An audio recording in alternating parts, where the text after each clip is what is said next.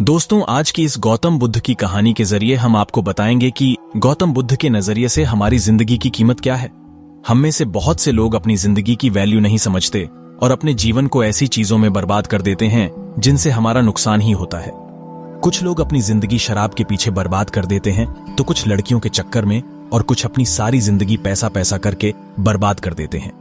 आज की इस गौतम बुद्ध की कहानी के जरिए आप जानेंगे कि हमारी जिंदगी कितनी कीमती है और हमें अपनी इस कीमती जिंदगी को किस तरह जीना चाहिए।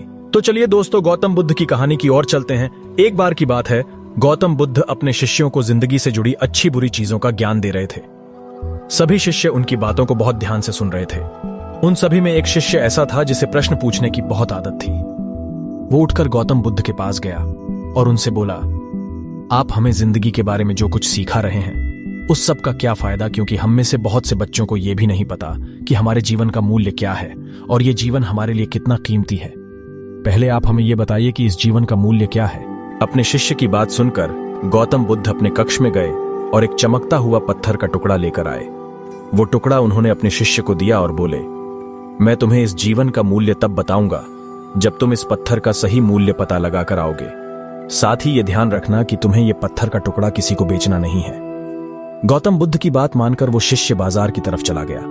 बाजार में सबसे पहले उसकी नजर एक फल बेचने वाले पर पड़ी और उसने वो पत्थर उस फल वाले को दिखाया और बोला, इस पत्थर के बदले आप मुझे कितने फल दे सकते हो। फल वाला बोला, ये पत्थर कुछ खास तो नहीं है, लेकिन फिर भी इसके बदले में तुम्हें 10 केले दे सकता हूं। वो शिष्य उस पत्थर को लेकर आगे चला गया।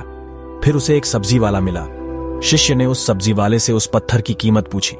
सब्जी वाले ने उस पत्थर को ध्यान से देखा और बोला, इस पत्थर की कीमत के बदले में तुम्हें ज्यादा से ज्यादा एक बोरी भरकर सब्जियां दे सकता हूं। इसके बाद वो शिष्य उस पत्थर को लेकर एक सोने के व्यापारी के पास गया।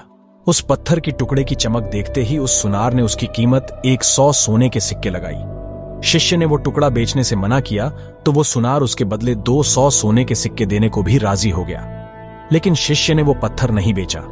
इसके बाद वो शिष्य एक हीरों के व्यापारी के पास गया और उनके सामने उसने वो पत्थर के टुकड़े को रख दिया।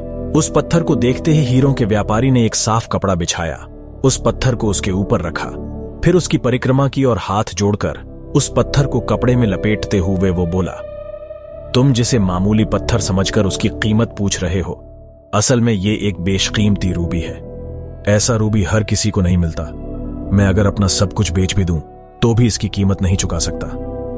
उस व्यापारी की बातें सुनकर वो शिष्य हैरान हो गया। वो दौड़ा दौड़ा सीधा बुद्ध के पास आया और उन्हें उसने जो कुछ भी बाजार में हुआ वो सब बताया। उसकी अचरज भरी बातें सुनकर गौतम बुद्ध बोले, तुम्हारे सवाल का जवाब इस रूबी की कीमत में ही छिपा है। हमारा जीवन भी एक रूबी है। रूबी की तरह यह भी बेशकीमती है, लेकिन हम इस बात को हमेशा नजरअंदाज करते हैं और अपने जीवन का मूल्य नहीं समझते। हम दूसरों को देखकर और उनके जैसा जीवन जीने की कोशिश में अपने जीवन की कीमत को कम कर देते हैं। हम ये सोचते हैं कि हमारी जिंदगी की कीमत वही है जो दूसरे हमें बताते हैं, लेकिन ये बात हमेशा ध्यान रखना कि सामने वाला अपनी हैसियत, बुद्धि और अपनी समझ के हिसाब से तुम्हारी कीमत लगाता। अगर इस कहानी को सुनने के बाद आपको थोड़ा मोटिवेट मिला हो तो मेरे चैनल को सब्सक्राइब कर लीजिए।